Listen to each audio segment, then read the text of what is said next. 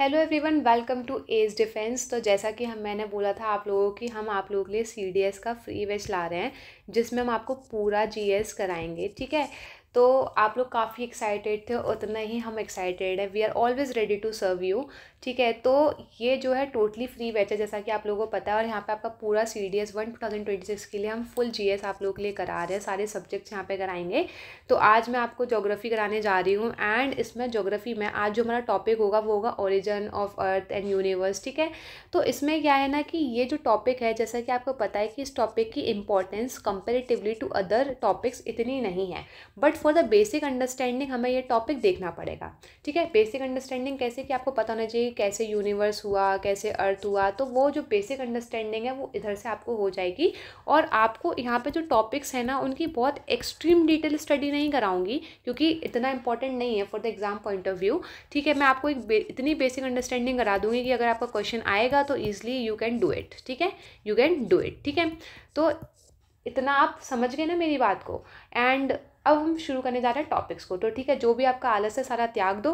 ठीक है, रजाइयों से और कंबलों से बाहर निकल आओ, कॉपी उठाओ, पेन उठाओ, और साथ में जो पॉइंट्स इंपॉर्टेंट लग रहे हैं उनको नोट डाउन कर लो। और जिनको एक्सट्रीम आलस है तो जाके टेलीग्राम चैनल ज्वाइन कर लो। ठीक है, ACDS, और वहाँ पे आपको PDF मिल जाएगी, तो ईजिली PDF से फटाफट रिवाइज कर लेना। बिकॉज पढ़ने के बाद रिविज़न उतना ही इंपॉर्टेंट है जितना कि आपका लेक्चर लेना इंपॉर्टेंट है। समझ रहे हो ना?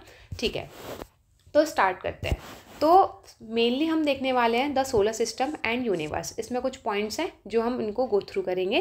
की फैक्ट्स अबाउट यूनिवर्स। सबसे मेन चीज़, age of universe 13.8 billion years. ठीक है, अर्थ गैलेक्सी इज मिल्की वे। अरे वाह, कोई नई चीज़ बता दी। नई? अरे ये तो मुझे पता है तो एक बार और सुन लो। ठीक है, अर्थ galaxy is Milky Way which contain as many as 1 lakh million star. ठीक है, उसके बाद solar system, sun plus 8 planet. अरे वाह, क्या नई चीज़ जानने को मिली है। हाँ, ठीक है, समझ रही हूँ।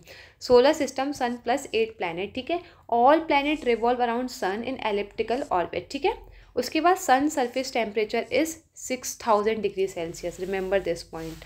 And it is about 3 lakh times the earth in size. Okay, got it. Mercury is smallest and closest to the sun. Venus is next closest to the sun and is called earth twin. ठीक है, तो Venus को जो है अर्थ का twin कहते हैं, और मरकरी स्मॉलेस्ट है और सन के सबसे पास है। ठीक है, बेसिक है। Earth is only planet with life. ठीक है, Mars has dark patches on surface and believe to have some probability of life by scientist. ठीक है, आपको पता ही होगा ये चीज़।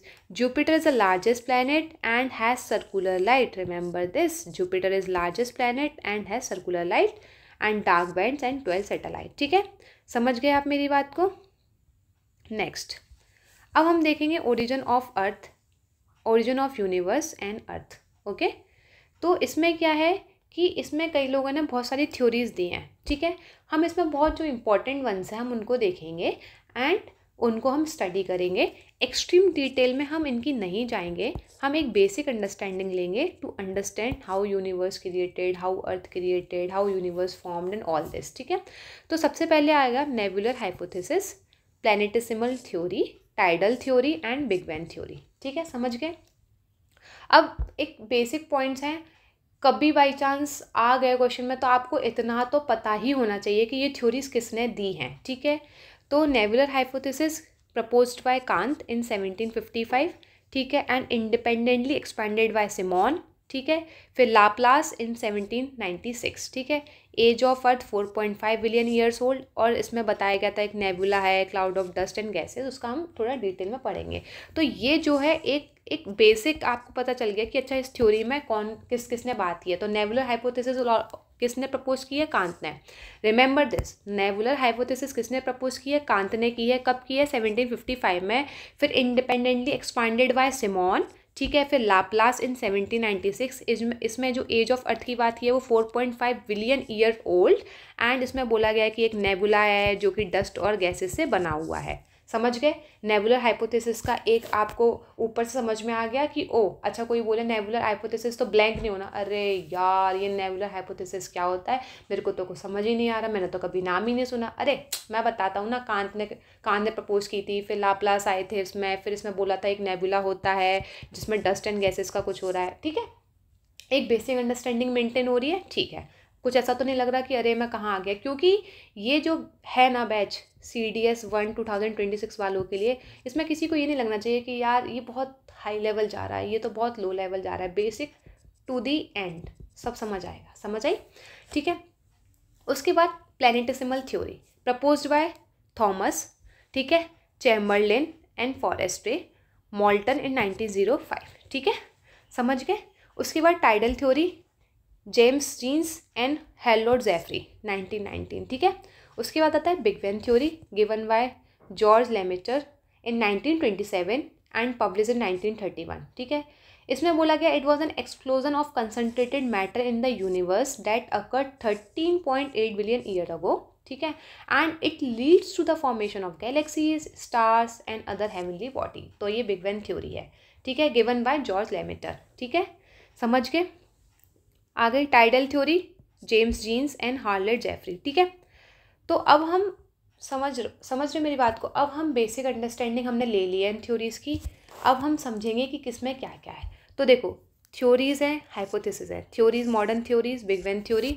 अब ओल्डर थ्योरी जैसे कि gaseous hypothesis of Kant, nebular hypothesis of Laplace, planetesimal hypothesis of Chamberlain and Moulton, tidal hypothesis of James Jeans, ठीक है, एंड हार्लेट जेफरी, ठीक है। ऐसे ये सारी थ्योरीज़ हैं जिनको हम स्टडीज़ करेंगे, ठीक है। थ्योरीज़ मतलब कि जहाँ पे थोड़े एविडेंस प्रूफ हो गए हैं। हाइपोथेसिस मतलब कि ये है, अब देखते हैं इसमें क्या सच है क्या झूठ है, एक हाइपोथेसिस है, समझ रहे हो ना। तो थोड़ा ये एक बेसिक डिफरेंस मैंने बता दिया, समझ गए, गॉट इट, ठीक है। तो टेलीग्राम चैनल ज्वाइन कर लेना, ऐसा नहीं कि आप फिर ना तो नोट्स बना रहे हो और आपने टेलीग्राम चैनल भी ज्वाइन करना भूल गए हो और आप PDF भी नहीं पढ़ रहे हो, बस रिवीजन लेक्चर लेके बैठ गए हो, रिवीजन करने रहे हो, तो ऐसे चलेगा नहीं, ठीक है। फिर बोलोगे मुझे तो कुछ समझ ही नहीं आ रहा है, ऐसे नहीं होता, ठीक है। अब ध्यान से सुनना बिल्कुल, ठीक है। तो अब आलस मत करना, बिल्कुल ध्यान से सुनना, इधर देखो ध्यान से, ठीक है, पूरा फोकस इधर, सब चीज़ें साइड कर दो, बिल्कुल देखो। अब कांत ने क्या बोला ना कि कांत का जो पूरा थ्योरी था ना, ये बेस्ड था ग्रेविटेशनल लॉ ऑफ न्यूटन पे, ठीक है, समझ गए, किस पे बेस्ड था, ग्रेविटेशनल लॉ ऑफ न्यूटन पे। इनका ये अजम्पशन था कि एक सुपर नेचुरली क्रिएटेड प्रीमॉर्डियल मैटर है जो कि स्कैटर्ड हो गया यूनिवर्स में। इनका क्या था कि एक सुपर नेचुरली क्रिएटेड प्रीमॉर्डियल मैटर था, ठीक है, जिसमें कोल्ड सॉलिड मोशनलेस पार्टिकल्स थे, ठीक है, इस तरीके से, ठीक है, और ये स्कैटर्ड हो गया यूनिवर्स में, ये इनका ये कहना है। Particle begin to collide against each other under natural gravitational attraction. अब इसमें क्या हुआ कि सबसे पहली बात, मेरी बात ध्यान से सुनो, कि इनने क्या बोला, कांत ने ये बोला कि यहाँ पे जो भी हो रहा है ये ग्रेविटेशनल लॉ ऑफ न्यूटन के ऊपर बेस्ड है, ठीक है। इनका पहला जंक्शन क्या था कि super naturally created predominant matter है एक इस तरीके का, ठीक है, जो अमॉर्फस है। अमॉर्फस मतलब कि जिसका कोई शेप नहीं है, ठीक है, जो अमॉर्फस है जिसका कोई शेप नहीं है, और ये एक तरीके का नेबुला है। नेबुला मतलब कि क्लाउड ऑफ गैसेस, एक नेबुला है, ठीक है। अब इसमें क्या हुआ कि डिफरेंट साइज़ के पार्टिकल थे, ठीक है, डिफरेंट साइज़ के पार्टिकल थे, कुछ बड़े पार्टिकल थे, कुछ छोटे पार्टिकल थे। अब बड़े पार्टिकल छोटे पार्टिकल से कोलाइड हो रहे हैं, ठीक है, इसमें कॉलिजन हैपन हो रहा है, ठीक है, जिसके कारण फ्रिक्शन भी हो रहा है, ठीक है। अब फ्रिक्शन होगा तो टेम्परेचर भी इंक्रीज होगा। रिलेट कर पा रहे हो, कनेक्ट कर पा रहे हो? तो अब ध्यान से देखो, इन्होंने ऐसा बोला, फिर बोला particle begin to collide against each other under natural gravitational attraction, ठीक है। अब इसके अंदर बहुत डिफरेंट साइज के पार्टिकल्स थे, जैसे कि लार्ज पार्टिकल थे, स्मॉल पार्टिकल्स थे, ठीक है। ड्यू टू अट्रैक्शन इनमें लार्ज पार्टिकल स्मॉल पार्टिकल जुड़े आपस में, कोलिजन हुआ, and because of this friction happen, समझ गए, because of this friction happen. अब क्या हुआ कि जो पार्टिकल थे जिनमें कोलिजन होने लगा तो कोलिजन रेट बढ़ गई, जिसके कारण टेम्परेचर बढ़ा। टेम्परेचर कैसे बढ़ा, फ्रिक्शन बढ़ा। जैसे कि फॉर एग्जांपल आप दोनों हाथ लो और इनको मिला दो, कोलाइड कर दो, कोलिजन इनमें हो गया। अब इनको रब करना शुरू कर दो तो गर्म हो जाते हैं, दोनों हाथ हो जाते हैं ना। तो ऐसे ही ये कहना चाह रहे हैं, ऐसी थ्योरी को समझो, ठीक है। ये हाइपोथेसिस है, this is not the theory, this is hypothesis, कि क्या चल रहा है कि पार्टिकल स्टार्टेड टू कोलाइड, ये ऐसे कोलाइड होने लगे, ठीक है, कोलिजन रेट बढ़ी, फ्रिक्शन बढ़ा, टेम्परेचर बढ़ा, ठीक है।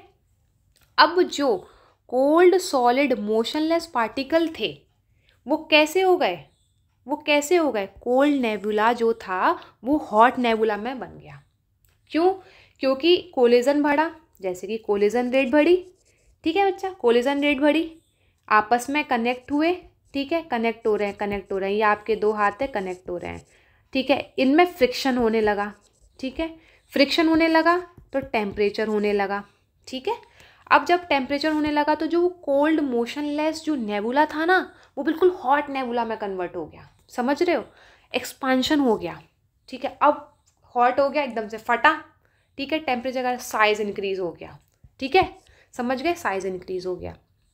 अब ये कहने लगे कांत साहब कि क्या हुआ, उसके बाद जो कोल्ड आपका नेबुला था वो हॉट एंड गैशियस हो गया, और उसमें जो हो रहे थे ना पार्टिकल जो मिल रहे थे इस नेबुला में, ये जो थे डस्ट एंड गैसेस वाले, इसमें जो पार्टिकल ये कनेक्ट कर रहे हैं, अब इनने ऐसा कनेक्ट किया कि भाई साहब ये रोटेटरी मोशन में आ गए, समझ रहे हो, रोटेटरी मोशन में आ गए, इस तरीके से कि इनने ऐसा कनेक्ट किया, ये जो नेबुला था इसमें जो डस्ट एंड गैसेस के जो पार्टिकल थे, large particle colliding with the small particles, got my point, large particles colliding with the small particles, और इन्होंने एक रोटेटरी मोशन में ऐसा कुछ बना लिया। अब यहाँ पे इस तरीके का आपको सीन देखने को मिल रहा है, ये अब आपका हो गया रोटेटरी नेबुला, ठीक है, समझ गए, रोटेटरी मोशन हो गया। अब इसमें क्या हुआ कि जब ये रोटेटरी मोशन में आया, ठीक है, जब ये रोटेटरी मोशन में आया तो इसमें एक लॉजिक और आया कि इस नेबुला में क्या लगा कि एक सेंट्रीपिटल फोर्स लगा और एक सेंट्रीफ्यूगल फोर्स लगा। अब बच्चों ठीक है, जो साइंस से थे वो तो समझ गए, जो कॉमर्स से थे वो सर पे हाथ रख के बोल रहे हैं भैया ये कहाँ पे ले जा रहे हैं, मेरे को तो कुछ समझ ही नहीं आ रहा। कोई बात नहीं, चिल करो, सब समझ में आएगा, इतना रॉकेट साइंस है ही नहीं, इतना डीप स्टडी में जाना ही नहीं है, हमें थोड़ी ना मार्स पे जाना है ये देखने की लाइफ संभव है या नहीं है, समझ रहे हो ना, हम तो अर्थ पे ही खुश हैं, ठीक है। तो अब मेरी बात सुनो, फिर क्या हुआ, ठीक है, कनेक्टिविटी नहीं छोड़नी है वरना तुम सब छोड़ दोगे। अब ये जो नेबुला था इसमें लगने लगा दो टाइप के फोर्स, ठीक है बच्चा, दो टाइप के फोर्स, एक हो गया सेंट्रीपिटल फोर्स और एक हो गया सेंट्रीफ्यूगल फोर्स। अब जो सेंट्रीफ्यूगल फोर्स होता है वो बाहर की तरफ खींचता है और सेंट्रीपिटल फोर्स होता है वो अंदर की तरफ खींचता है, ठीक है, सेंट्रीपिटल फोर्स कहाँ की तरफ खींचता है, अंदर की तरफ, और सेंट्रीफ्यूगल फोर्स खींचता है बाहर की तरफ। लेकिन कांत के हिसाब से जो देखा गया वो ये था कि जो सेंट्रीफ्यूगल फोर्स था वो ज़्यादा था सेंट्रीपिटल फोर्स से, ठीक है। तो due to this 9 rings were separated thrown far away from the centre of the nebula. अब जैसे कि मान लो कि आजकल तुमने रील्स देखी होंगी दिवाली के टाइम पे कि एक ना ऐसे मैंने देखा था कि एक ऐसे सर्कल वाले उसमें कुछ फंसा के वो लोग ना ऐसे ऐसे करते हो तो चिंगारी बाहर की तरफ फिकती है, मतलब ऐसा उनने एक कुछ पेन टाइप का ले लो, पेन टाइप के में तुम रबड़ फंसा लो, इमेजिन करो कि एक पेन लिया उसमें तुमने कुछ रबड़ टाइप का फंसा लिया, मान लो कुछ ऐसा था कि उसमें से फिर चिंगारियाँ ऐसे बाहर की तरफ निकलने लगी, ठीक है, बाहर की तरफ निकलने लगी। तो ऐसे ही इसको इमेजिन करो कि due to this 9 rings were separated thrown away from the centre of the nebula, यहाँ से 9 रिंग्स बाहर फिकी एकदम से, these 9 ring ultimately became the 9 planet. वाह कांत वाह, क्या बात है, तो ये बन गए अपने 9 प्लैनेट, OMG टू गुड, ठीक है। And centre of nebula converted into sun, वाह। तो इनका कहने का मतलब ये था कि जैसे ही ये बाहर फिके तो 9 रिंग्स बनी, उनको तो इन्होंने 9 प्लैनेट बोल दिया, और जो बीच में बचा इनको कह दिया वाह सन वाह, ठीक है, समझ गए। उसके बाद centre of nebula converted into sun, ये इनकी कांत की थ्योरी थी, समझ गए। एक बार और समझा दूँ तो कांत की थ्योरी समझ ही गए होगे, मैं ज़्यादा दोबारा समझाने बैठूंगी बिलीव में एक्सट्रीम टाइम हो जाएगा, ठीक है, आप दोबारा लेक्चर को लगा के फिर से रिवाइज कर लेना, ठीक है, वरना मैं समझा देती क्योंकि जल्दी जल्दी सब कुछ कंप्लीट करना है, ठीक है, आपका एग्ज़ाम भी है। तो अब इसमें क्रिटिसिज्म क्या देखने को मिला कि यार एक बार बताओ, ये प्रीमोर्डियल मैटर जो प्रिमिटिव मैटर है, आप जो बात कर रहे हो एकदम से कोल्ड मोशनलेस, ये प्रीमोर्डियल मैटर आया कहाँ से? सही बात है, कहाँ से आया? जो मोशनलेस था बिल्कुल एकदम से रोटेटरी मोशन में कैसे आ गया? ये सेंट्रीपिटल फोर्स और ये मतलब ग्रेविटेशनल पुल या ग्रेविटेशनल फोर्स भी एक्सेप्ट की, हाँ भाई ठीक है, बट ये कहाँ से आया? ये मोशनलेस से मोशन कहाँ से आया? ठीक है, कोलिजन टू सर्कुलर एकदम से रोटेशन में ही कैसे आ गया, लाइक जिग जैग भी बन सकता था, बहुत सारी चीज़ें बन सकती थी, लेकिन एकदम से रोटेटरी मोशन कैसे आई। क्रिटिसिज्म हो रहा है इनकी जो हाइपोथेसिस है उसका क्रिटिसिज्म हो रहा है, अंडरस्टैंडिंग माय पॉइंट। फिर एकदम से ये जो law of conservation of angular momentum ये कहाँ से आया, ठीक है, समझ रहे हो। तो ये थे कांट साहब, ठीक है। Next, nebular hypothesis of Laplace. अब लाप्लास के बारे में पढ़ते हैं। लाप्लास ने क्या किया, जो तुम बोल रहे थे ना कि यार ये प्रीमॉर्डियल जो ये था, जिसमें आप देखो प्रीमॉर्डियल जो था जिसमें हम बात कर रहे थे कि कोल्ड सॉलिड मोशनलेस पार्टिकल्स थे, तो इन्होंने ये वाला पॉइंट हटा दिया और बोला सीधे, लाप्लास ने क्या बोला, एक सेकेंड, लाप्लास ने अब सीधे बोला कि सीधे हमारे पास है हॉट नेबुला। तुम क्रिटिसिज्म कह रहे हो कि रोटेटरी मोशन कैसे हुआ, हमारे पास आ गया सीधे रोटेटरी मोशन। ये अपनी जो इनकी जो है ना हाइपोथेसिस उसके पॉइंट्स बता रहे हैं कि हॉट नेबुला है हमारे पास, रोटेटरी मोशन है, और क्या बोल रहे हैं कि कॉन्ट्रैक्शन ऑफ नेबुला, ठीक है। तो जैसे ही ये बोले हीट लॉस हो गया, ठीक है। अब इसमें क्या हुआ, हीट लॉस हुआ, तो जो नेबुला था, ये जो नेबुला था जो कि डस्ट एंड गैसेस से बना हुआ था, जिसमें कुछ बड़े पार्टिकल्स थे, लार्ज पार्टिकल्स, स्मॉल पार्टिकल्स जो कोलाइड हो रहे थे, तो इनने कहा ये कॉन्ट्रैक्शन हो गया इसका। कैसा हो गया, ये इस तरीके से कुछ हो गया, साइज डिक्रीज हो गया, contraction of nebula, decrease in size. अब डिक्रीज इन साइज तो इसकी जो एंगुलर वेलोसिटी थी, एंगुलर वेलोसिटी बढ़ गई, तो इसमें जो रेडियस थी वो कम हो गई, ठीक है, कॉन्ट्रैक्ट हो गया तो रेडियस कम हो गई। अब इसमें ये भी कह रहे हैं कि जो सेंट्रीफ्यूगल फोर्स था वो सेंट्रीपिटल फोर्स से ज़्यादा था, ठीक है। तो इनका कहने का मतलब ये है कि जब ये साइज़ का, इनका जो साइज़ था ये कॉन्ट्रैक्ट हुआ, तो जो आउटर रिंग थी ना वो जाके सेपरेट हो गई, मतलब कि ये बड़ा था, ठीक है, ये बड़ा था, और जाके जब इसमें कॉन्ट्रैक्शन हुआ नेबुला में तो ये छोटा रह गया। तो जो छोटा रह गया ना, इनको इसने बोल दिया अंदर की तरफ ये सन हो गया, ठीक है, और बाहर जो रिंग क्रिएट हुई वो बन गए हमारे 9 प्लैनेट। ये लाप्लास कह रहे हैं, ठीक है, नेबुलर हाइपोथेसिस ऑफ लाप्लास, ये बन गए 9 प्लैनेट, ठीक है। ये इनकी थ्योरी थी। अब क्रिटिसिज्म क्या मिला कि एकदम से नेबुला कहाँ से आ गया, ठीक है, आपकी जो एकदम से जो हीट वाला कॉन्सेप्ट था वो कैसे आ गया, स्पेसिफिक 9 प्लैनेट्स ही कैसे बने।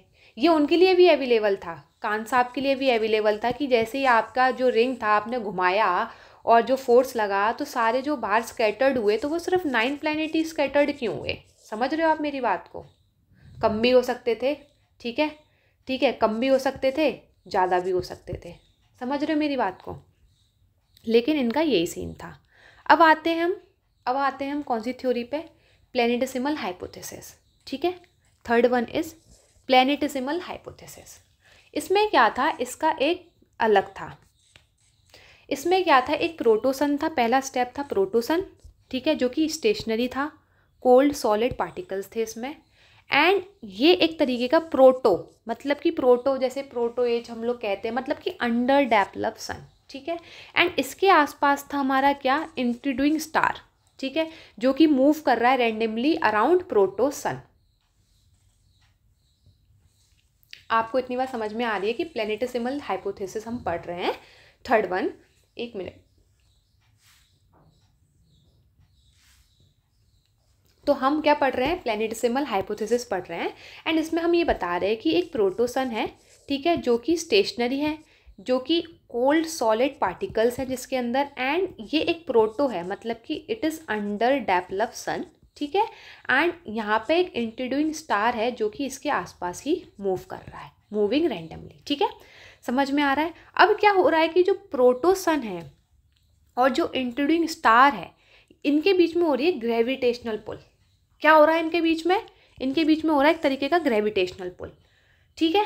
एंड इसमें भी जो पार्टिकल्स हैं ऑफकोर्स डिफरेंट साइज के होंगे, सेम साइज तो डजेंट मैटर, तो डिफरेंट साइज के हैं, and this is what planetesimal, and ये बन रहा है हमारा प्लैनेटेसिमल। यहाँ पे जो ग्रेविटेशनल पुल हो रहा है इनके बीच में, एंड यहाँ से हो रहा है हमारा प्लैनेटेसिमल डेवलप, ठीक है। अब क्या हो रहा है, इसमें ये कह रहे हैं कि जो प्रोटोसन है और जो इंट्रोड्यूइंग स्टार है, यहाँ पे ये क्या कर रहा है, ये प्रोटोसन के आसपास मूव हो रहा है, और यहाँ पे हमारा प्लैनेटेसिमल है, तो इसमें जो लार्ज पार्टिकल हो रहे हैं वो अट्रैक्ट कर रहे हैं स्मॉल पार्टिकल्स को, ठीक है, एक्रीशन स्टार्ट हो रहा है, ठीक है, लार्ज पार्टिकल के आसपास जो हो रहा है एक्रीशन स्टार्ट हो रहा है, एंड इसी से ही प्लैनेट फॉर्म हो रहा है। जो लार्ज पार्टिकल है अट्रैक्ट कर रहा है स्मॉल पार्टिकल को और एक्रीशन हो रहा है, और उसी के कारण जो हो रहा है प्लैनेट फॉर्म हो रहा है। अब क्या हो रहा है, जो प्लैनेटिज्मल है वो ऑफकोर्स ये तो आपको दिख रहा है कि रिवॉल्व अराउंड, अब ये किसके आसपास घूम रहा है, ये सन के आसपास घूम रहा है, ठीक है। एंड ये जो है लेटर बिकम सन, ठीक है, ठीक है, समझ गए आप मेरी बात को। अब इनका क्रिटिसिज्म क्या है कि is coming closer to only, मतलब जो ये जो इंट्रोड्यूसिंग स्टार है, why it is coming closer to only protosun, ठीक है, why only 9 planets, why planets are arrange in perfect manners, मतलब बिल्कुल जैसे आज हैं वैसे ही, ठीक है। तो ये इनके हाइपोथेसिस है। Now it's come to tidal hypothesis of James Jeans and Harold Jeffrey, ठीक है। तो टाइडल हाइपोथेसिस में आपको कुछ ऐसा देखने को मिलेगा कि एक होता है प्रोटोसन जैसे मैंने बताया, और इंट्रूडिंग स्टार, ठीक है। तो इसमें क्या है, हॉट गैसियस है ये नेचर में। अब इनके बीच में भी ग्रेविटेशनल पुल हो रहा है, तो आप देखोगे कि सबसे ज़्यादा ग्रेविटेशनल पुल, जैसे कि ये प्रोटोसन है, ठीक है, एंड आप ये देखोगे intruding star 1, intruding star 2, intruding star 3, intruding star 4, intruding star 5, intruding star, ठीक है, 6। अब ग्रेविटेशनल पुल आप देखो यहाँ पे ज़्यादा, यहाँ पे कहाँ ज़्यादा होगा, इन 2 स्टेजेस पे ज़्यादा होगा, ठीक है, इन 2 स्टेजेस पे ज़्यादा होगा। तो यही वो दिखा रहा है कि जो यहाँ पे जो ग्रेविटेशनल पुल है वो यहाँ पे इन 2 स्टेज में ज़्यादा है, ग्रेविटेशनल पुल हाई होगा इन 2 पोजीशन में, ठीक है। And this is what filament. तो जब ये फिलामेंट सेपरेट हो गए प्रोटोसन से, तो ये क्या हो गए, ये स्टार्ट हो गए कूल डाउन होना, ठीक है। ये कूल डाउन स्टार्ट हुए तो इनमें कॉन्ट्रैक्शन होने लगा, कंडेंसेशन होने लगा, सॉलिडिफिकेशन होने लगा, एंड उससे बनने लगे हमारे प्लैनेट्स, ठीक है। तो ये था हमारा एक तरीके का tidal hypothesis. I am giving you the basic knowledge about this theory, we are not going into deep, ठीक है, हम बहुत ज़्यादा डिटेल स्टडी में नहीं जा रहे हैं, हम इनका एक बेसिक ले रहे हैं अंडरस्टैंडिंग, ठीक है, ओके। तो इस तरीके से ये हुआ। अब आता है modern theory. Modern theory that is big bang theory by George Lemaitre. Very important point, आपको पता होना चाहिए कि किसने बिग बैंग थ्योरी दी है, ठीक है। एंड इसका कॉन्सेप्ट क्या था कि 13.7 बिलियन ईयर्स एगो एक बहुत छोटी टिनी बॉल थी, ठीक है, जिसकी डेंसिटी अनंत थी, जिसका टेम्परेचर अनंत था, जिसमें प्रेशर अनंत था। समझ रहे हो ना आप मेरी बात को। तो we are talking about Big bang theory, ठीक है। तो इसमें बोला गया कि एक बहुत टिनी बॉल थी, जहाँ पे वेरी टिनी बॉल, ठीक है, जहाँ पे आपको डेंसिटी इन्फिनाइट देखने को मिलेगी, टेम्परेचर इन्फिनाइट देखने को मिलेगा। तो उसको हमने कह दिया सिंगुलैरिटी, कि all the matter of the universe was in this टिनी ball, was in this टिनी ball. समझ गए। तो इसमें आपका पूरा यूनिवर्स समाया हुआ है, ठीक है, इसमें आपका all the matter of the universe was in this टिनी ball, ठीक है, ठीक है, क्योंकि इसकी डेंसिटी भी अनंत है, इसका टेम्परेचर भी अनंत है। अब क्या होता है बच्चों कि ये जो सिंगुलैरिटी वाला जो पॉइंट है, ये जो टिनी बॉल है, इसमें होता है एक्सप्लोजन। इसमें क्या होता है, एक्सप्लोजन। और बहुत लोग कहते हैं कि इट इज स्टिल एक्सपैंडिंग, ठीक है, इसमें स्टिल एक्सपैंडिंग हो रहा है। And after that, after explosion within 3 months atom बन गया, ठीक है, ऐसा थ्योरी है ये, ठीक है, कि with in 3 month atom formed, ठीक है, विच वॉज, अब जो एटम बना उसमें क्या था, हाइड्रोजन एंड हीलियम था। तो भाई सिंपल सी बात है, आप लोगों को ही पता होगा, प्रोटॉन प्लस इलेक्ट्रॉन न्यूट्रॉन ये सब करके हमारा एटम फॉर्म होता है। तो प्रोटॉन प्लस न्यूट्रॉन न्यूक्लियस हुए, ठीक है, एंड उसके बाद वहाँ पे इलेक्ट्रॉन जाके अटैच होने लगे, ठीक है, ठीक है, इलेक्ट्रॉन जाके अटैच होने लगे, फाइनली एटम फॉर्म हो गया। तो अब क्या हुआ कि जो बना उसमें जो क्या था, बोलने लगे clouds of hydrogen and helium, जिससे गैलेक्सीज बनने लगी, ठीक है। जैसे कि हमने नेबुला पढ़ा, डस्ट एंड गैसेस था, तो यहाँ पे हाइड्रोजन एंड हीलियम का एक क्लाउड्स था, and then it's form galaxies, ठीक है। अब आता है एक, इसमें एक पॉइंट आता है बिग क्रंच। बिग क्रंच क्या कहता है कि जो बिग बैंग है, जैसे कि ये जो पॉइंट ऑफ सिंगुलैरिटी है, ठीक है, और ये बिग बैंग है, एक्सपेंड ही हो रही है, अभी भी बोल रहे हैं कि जब से एक्सप्लोजन हुआ इट इज स्टिल एक्सपेंडिंग, ठीक है, कुछ ना कुछ बढ़ता ही जा रहा है, बढ़ता ही जा रहा है, ऐसा बिग बैंग थ्योरी कह रही है। तो बिग क्रंच कह रहा है कि इट इज स्टिल एक्सपेंडिंग, ठीक है। तो there is a limit to expansion after which the universe will not expand. तो ये कहना चाह रहे हैं कि भाई हर एक चीज़ की लिमिट होती है, अब तो थम जाओ। तो ये कह रहे हैं कि हर चीज़ की एक लिमिट होती है, ठीक है, there is a limit to expansion after which the universe will not expand, एक लिमिट होती है। And like a black hole the entire universe will again reach the singularity, and vice versa हो जाएगा कि आप फिर से उसी पॉइंट पे ही पहुंच जाएंगे, ठीक है, तो ये बिग क्रंच वाला सीन हो गया। उसके बाद है CMBR, that is cosmic microwave background radiation, ठीक है। तो इसमें क्या कहते हैं कि एक्सप्लोजन हुआ, एक्सपांशन हुआ, ठीक है।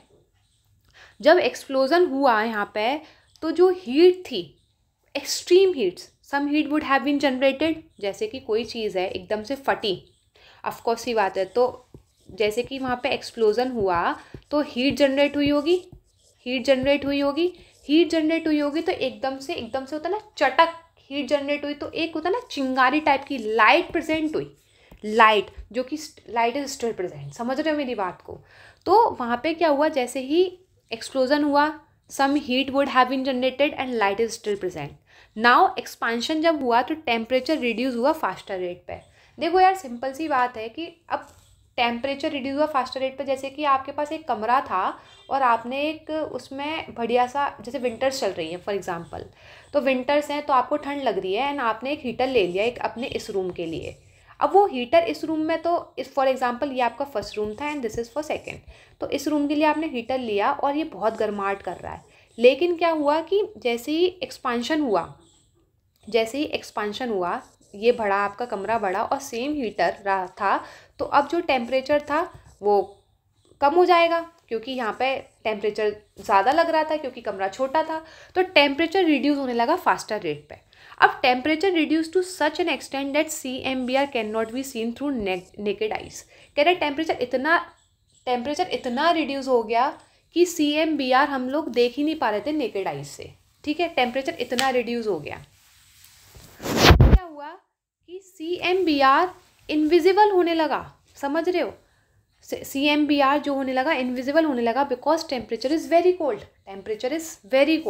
And CMBR is only visible in microwave electromagnetic spectrum, ठीक है, ओके। एंड टेम्परेचर इतना कोल्ड हो गया था कि टेम्परेचर हो गया था 2.71 degree Celsius above the absolute zero, that is 0 degree kelvin, ठीक है, समझ गए आप मेरी बात को। तो ये हुआ हमारा CMBR, that is cosmic microwave background radiation. I hope ये पॉइंट आपको समझ में आ गया होगा। फिर आता है एक ट्रांसपेरेंसी का पॉइंट कि ओपेक होने लगा तो यूनिवर्स ट्रांसपेरेंट हो गया, समझ रहे, यूनिवर्स बिकेम ट्रांसपेरेंट। तो इसका भी पूरा यही है कि प्रोटॉन, इलेक्ट्रॉन, न्यूट्रॉन फिर वो कनेक्ट हो गए and then it became transparent, ठीक है।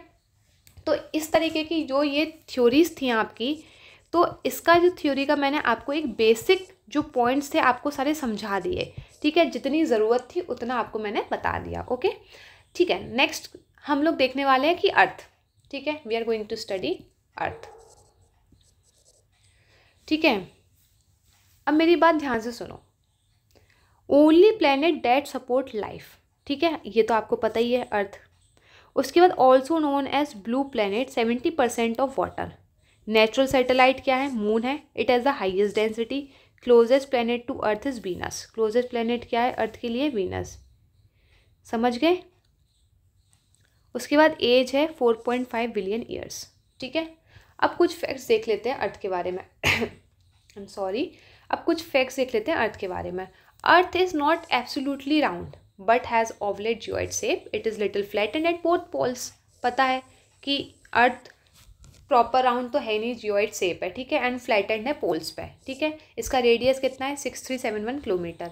अर्थ रोटेट करती है अपनी एक्सिस पे फ्रॉम वेस्ट टू ईस्ट, ठीक है, अर्थ रोटेट कर रही है अपनी एक्सिस से west to east once in every 24 hours and rotation causing day and night. Of course ये बात है, रोटेशन से क्या होता है, डे एंड नाइट, और रिवॉल्यूशन से क्या होते हैं, सीजन्स होते हैं, पता ही होता है, ठीक है। At a certain point of time only 1/2 of the Earth which faces sun experience day light and other faces darkness, ठीक है। It also orbit around sun in anti clockwise direction, orbit करती है सन के आसपास भी एंटी क्लॉकवाइज डायरेक्शन में, ठीक है।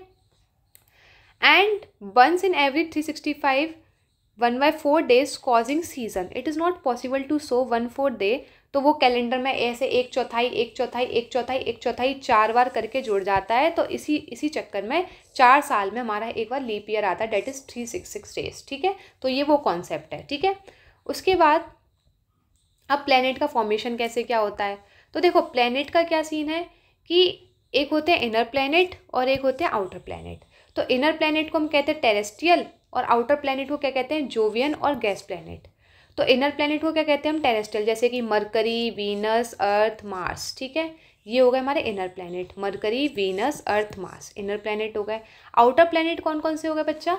जुपिटर, सैटर्न, यूरेनस, नेपच्यून, ठीक है, ये हमारे हो गए आउटर प्लैनेट्स, ठीक है। अब इनर प्लैनेट में जैसे टेरेस्ट्रियल प्लैनेट जिसको हम कह रहे हैं, ये होते हैं मेड ऑफ रॉक्स और मेटल, ठीक है। इसकी जो सरफेस होती है सॉलिड होती है, कोई रिंग्स नहीं होते, जैसे जुपिटर आपको सैटर्न में रिंग्स देखने को मिलेंगे, यहाँ कोई रिंग्स नहीं होते। वेरी फ्यू और नो मून्स और रिलेटिवली स्मॉल, या तो बहुत फ्यू मून्स होंगे जैसे कि अर्थ के पास एक है, ठीक है, या फिर रिलेटिवली स्मॉल होंगे कंपेरेटिवली। अब आता है जोवियन प्लैनेट जिसको हम जियान प्लैनेट, आउटर प्लैनेट भी हम कह सकते हैं। तो made of helium and hydrogen, ठीक है, contain rock and ice, no solid surface, ठीक है, surface are solid, no solid surface, support ring system, ठीक है, एंड मल्टीपल मून्स हैं जैसे कि आपको पता होगा, एंड इमेंस इन साइज, ठीक है, relatively small and immense in size. तो ये आपको एक inner planet, outer planet, terrestrial, Jovian, gas जो जियांस हैं, इनके बारे में एक अंडरस्टैंडिंग, बेसिक अंडरस्टैंडिंग आपको हो गई होगी, ठीक है। उसके बाद आते हैं हम नेक्स्ट, लैटिट्यूड्स एंड लॉन्गिट्यूड्स। तो बहुत से बच्चों को लैटिट्यूड और लॉन्गिट्यूड में कन्फ्यूज़न होता है, तो मैं आज आपको एक कन्फ्यूज़न आपका हमेशा के लिए दूर कर देती हूँ। आप कन्फ्यूज़ ही नहीं हो गए कौन सा वर्टिकल है, अरे कौन सा हॉरिजॉन्टल है, अरे ये लैटिट्यूड होता है क्या, यही लॉन्गिट्यूड होता है। तो मैं बताती हूँ कैसे क्या होता है। तो ये लॉन्गिट्यूड है, ठीक है, एंड ये लैटिट्यूड्स है। समझ गए मेरी बात को? लैटिट्यूड्स मतलब कि लेटी हुई, मतलब कि लेटी हुई, पहली चीज़, समझ गए। हिंदी की राइटिंग मेरी इतनी अच्छी नहीं है तो डोंट कमेंट और हंसो मत, ठीक है ना, तुम सब हंस रहे हो मुझे पता है, ठीक है। तो ये हो गई क्या, लैटिट्यूड्स, ठीक है। अच्छा, तुम लोग सुबह सुबह कॉफ़ी के संग गुड डे बिस्कुट खाते हो? बिस्कुट या बिस्किट क्या कहते हो तुम लोग, जो भी हो, ठीक है। तो जब आप सुबह सुबह कॉफ़ी के संग या चाय के संग आपने वो गुड डे का पैकेट निकाला, तो उसकी ना ऐसी लाइंस देखना कभी उस बिस्किट पे ऐसी बनी होती हैं। कैसी बनी होती हैं ये? अब उस लाइंस नहीं बोलना है, उनको क्या बोलना है, लैटिट्यूड्स हैं। अरे मैम ये तो लैटिट्यूड्स हैं। हाँ मुझे पता है, मैं नहीं बताया तुमको, ठीक है, ज़्यादा बनो मत। तो समझ रहे हो मेरी बात को? तो ये क्या है, ये लैटिट्यूड्स है। जैसे कि आपके सुबह सुबह आप बिस्किट खाते हो गुड डे, उस पर होते हैं। अच्छा ठीक है, अभी जैसे कि विंटर्स आ रहे हैं और विंटर्स में क्या आते हैं, ऑरेंजेस, बहुत फेवरेट है मेरे। तो आप ऑरेंजेस के जब उसको पील करते हो ना, तो आप देखते हो उस पर ऐसे आप एक एक कलियाँ निकालते हो, एक एक पीस निकालते हो, तो वो क्या हो गए, लॉन्गिट्यूड्स, ये लंबी सी लॉन्गिट्यूड्स।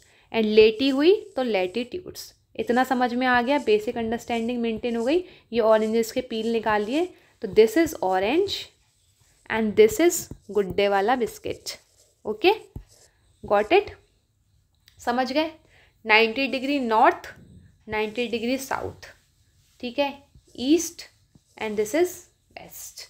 Okay, got it. चलो अब मेरी बात सुनो ध्यान से। What is latitude, what is longitude, basic understanding I know, many people know this. तो मैं बेसिक्स आपको समझा देती हूँ कि all parallel circle from equator up to the poles, जो सारे पैरेलल सर्कल हैं इक्वेटर से to the poles, called parallel of latitude. और लैटिट्यूड को किससे मेज़र करते हो आप, डिग्री में, ठीक है। तो जैसे कि आप देखोगे ये इक्वेटर है आपका 0 डिग्री, ठीक है। This is Tropic of Cancer 23 degree, ठीक है। ट्रॉपिक ऑफ कैप्रिकॉर्न है ये आपका, ये आर्कटिक सर्कल है, ये एंटार्क्टिक सर्कल है, ठीक है। समझ गए, इतना समझ में आ गया। ये आपका इक्वेटर के ऊपर क्या होता है, this is earth, this is equator 0 degree, ये होता है आपका ट्रॉपिक ऑफ कैंसर, ये होता है Tropic of Capricorn, this is Antarctic Circle and this is Arctic Circle, ठीक है, समझ गए। उसके बाद ये होता है नदर्न हेमिस्फीयर, ये होता है सदर्न हेमिस्फीयर, ठीक है। तो अब क्या है कि क्या बोला कि all parallel circle from equator up to the poles, जो सारे पैरेलल सर्कल हैं from equator up to the poles are called parallels of latitude. And latitude इसमें मेजर होते हैं डिग्रीज में, ठीक है। The equator represent the 0 degree latitude, ठीक है।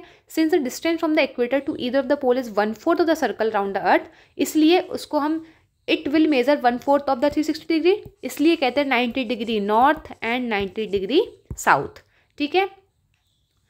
As such, all parallels north of equator are called north latitude, and similarly जो सारे parallel है south of the equator उसको हम क्या कहते हैं, south latitudes। ओके, अंडरस्टैंड कि क्या होता है latitudes। अब एक बहुत फेमस क्वेश्चन आता है कि यार जो है कि कहाँ कहाँ से ये गुजरता है, तो ट्रॉपिक ऑफ कैंसर कहाँ कहाँ से पास होता है, जैसे कि हमने अभी पढ़ा ट्रॉपिक ऑफ कैंसर, तो ये कहाँ कहाँ से पास होता है। तो ये ध्यान से सुनना कि ट्रॉपिक ऑफ कैंसर का, कि Tropic of Cancer passes through 8 state, ठीक है। Tropic of Cancer passes through 8 state, very important, remember this 8 state. कौन कौन सी है? गुजरात, ठीक है, गुजरात। उसके बाद कौन सा आएगा? राजस्थान, वेरी नाइस, भूल मत जाना दिस एरिया, ठीक है, राजस्थान, ओके नाइस। मध्य प्रदेश, ठीक है। उसके बाद छत्तीसगढ़, ओके, फिर झारखंड, ठीक है, वेस्ट बंगाल, ठीक है, त्रिपुरा, मिजोरम, ठीक है। तो ये हमारी हो गई 8 स्टेट। तो ये गुजरात है, राजस्थान ना ऐसे आप कनेक्ट नहीं कर पाते, तो हमेशा याद रखना Gujarat and this is Rajasthan. फिर गुजरात, राजस्थान, मध्य प्रदेश और एमपी, जब एमपी से छत्तीसगढ़ अलग हुआ था तो उसको मत भूलो, उसमें छत्तीसगढ़ ले लो, फिर झारखंड ले लो, वेस्ट बंगाल ले लो, ठीक है, झारखंड वेस्ट बंगाल ले लो इधर का, एंड इधर का त्रिपुरा और मिजोरम ले लो, TM। तो अब मत भूलना, कंफ्यूज कभी मत होना कि गुजरात है, राजस्थान है, GR, ठीक है, मध्य प्रदेश है और छत्तीसगढ़ है, ठीक है, GR MC, ठीक है, फिर झारखंड है और वेस्ट बंगाल है, एंड त्रिपुरा है और मिजोरम है, TM, ठीक है, ऐसे 2-2 का पेयर्स करके, ठीक है। तो ये जो क्वेश्चन है बहुत जगह आ जाता है, पता है हम आते हुए भी गलत कर देते हैं, क्योंकि एकदम से होता है ना कि हम इतना सारा पढ़ के जाते हैं, वहाँ पे जाके सब इकट्ठा हो जाता है, तो कुछ बेसिक पॉइंट्स तो कहते हैं ना, बहुत बेसिक क्वेश्चन गलत हो गया, हाई से हाई क्वेश्चन बन गया बट बेसिक गलत हो गया, हो जाता है, ह्यूमन नेचर है। बट हमेशा इनको इस तरीके से कुछ ना करके ऐसे याद कर लो, ठीक है। जैसे कि गुजरात के संग राजस्थान ले लिया, MP के संग छत्तीसगढ़ ले लिया, ठीक है, झारखंड के संग वेस्ट बंगाल ले लिया और त्रिपुरा मिजोरम ले लिया, क्लियर है, कोई मिस ही नहीं होगा। एक दूसरे को लेके चलोगे ना, कभी लाइफ में कुछ मिस नहीं होगा, हमेशा साथ लेके चलो सबको। उसके बाद आते हैं हम लॉन्गिट्यूड्स पे, ठीक है, लॉन्गिट्यूड्स। अब लॉन्गिट्यूड्स में क्या है, मैंने बोला था कि इसमें जो लाइनें होती हैं इस तरीके से होती हैं और यहाँ पे जाके आपको ऐसे देखने को मिल जाता है, दिस इज़ लॉन्गिट्यूड्स, ठीक है। अब इसमें क्या सीन है कि इसमें आप जैसे ऑरेंजेस का देखते हो ऐसे ही होता है, तो ऐसे ही लॉन्गिट्यूड्स है। अब क्या है, लॉन्गिट्यूड्स में हम देखेंगे कि in order to locate a position, जैसे कि हमने क्या पढ़ा था, हमने पढ़ा था लैटिट्यूड्स। तो लैटिट्यूड्स क्या था कि all parallel circle from equator to the poles, ठीक है, जिनको हम पैरेलल ऑफ लैटिट्यूड्स कहते हो, ये डिग्री में मेजर होता है, ठीक है।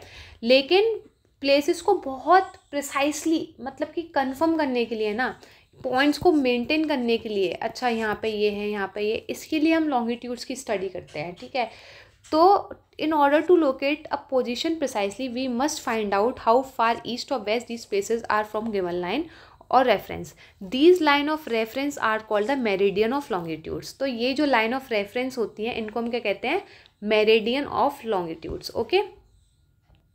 उसके बाद each degree is further divided into minutes and minutes into seconds, ठीक है। अगर आपने क्लास 6 की NCERT पढ़ी होगी तो उसमें एक चैप्टर है लॉन्गिट्यूड एंड लैटिट्यूड, उसमें इतना प्यारे से समझाया गया है ना कि आपको बिल्कुल समझ में आ जाएगा सब कुछ। तो वही है, इसमें भी वही समझाया गया है कि each degree is further divide into minutes and minutes into second and they are semi circles, of course सी बात है, they are semi circle and the distance between them decreases. मैंने जैसे कि बताया कि पोल तक जाते जाते यहाँ पे आप देखोगे कि यहाँ पे ऐसे हो जाता है, मतलब कि जो डिस्टेंस है वो कम हो जाती है टूवर्ड्स पोल, ठीक है, where all the meridian meets. तो आप देखोगे कि यहाँ पे जो डिस्टेंस है बिल्कुल कम हो जाती है जहाँ पे सारी मेरिडियन मीट करती हैं, ठीक है।